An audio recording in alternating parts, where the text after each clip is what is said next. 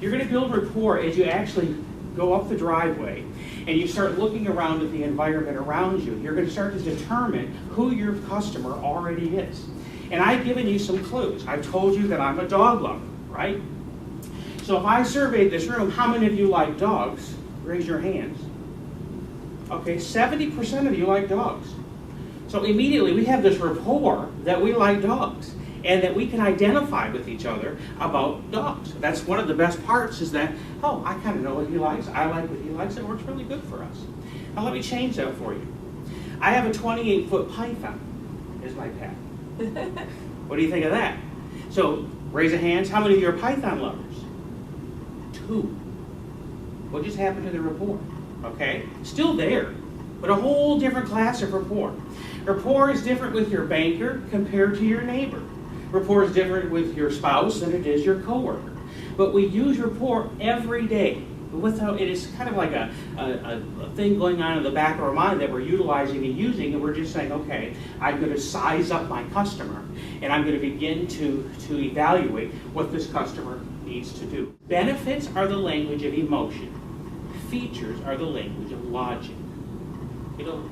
I really find it interesting, the fact that there's an emotional attachment to a digital product. When I read this, I had to step back and think, emotional attachment to a digital product. Of course there is.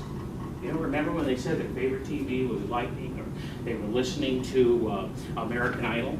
You think they're watching Idol to look at their shoes? No, they're watching Idol to hear those fantastic voices. Well, what's better than that in surround sound? In a high-def picture, you can see every aspect of who and what they are and how crisp and clear the music is going to be. So there is an emotion behind a digital product, and we have to realize that is there.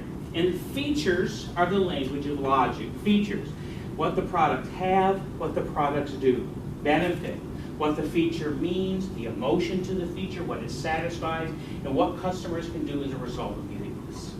I want to talk to you about the benefits. Let's go back to the Lightning. I was a season ticket holder for Lightning, and I had to sit up in the 3rd tier. Okay, great seats, loved it, cool, there's nothing better.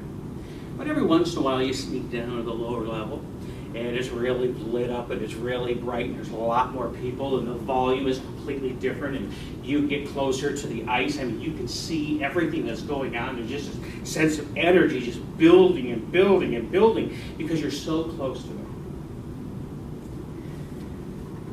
Put that in your living room. Think of that. You're not in the 3rd tier at $34 a seat. Those front row seats that you want are almost $200 a seat. But with Fios, you're sitting right in front of it. You can see the spray of the ice.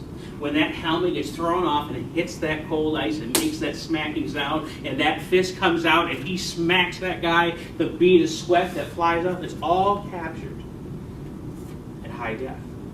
It's better than being there. All it's missing is the 30-degree ice and the expensive beer. That's really all that's really missing. So the point idea is grabbing their emotion. Why do they go to those games? Why do they watch that show? What are they trying to get out of it? But what if I could let you do all of that for less?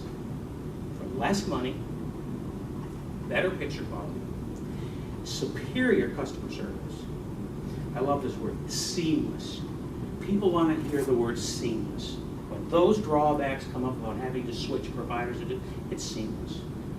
It's like we're holding your hand through the whole process. What was the hardest part in preparing for this presentation? The hardest part, I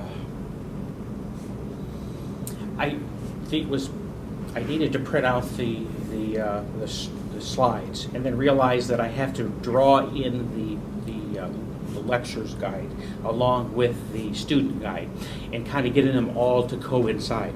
So when you're dealing with such a short span of time and trying to fit them in, and literally I played with those papers for a half hour, sticking the slide in where it should be and trying to get the feel of how it would look.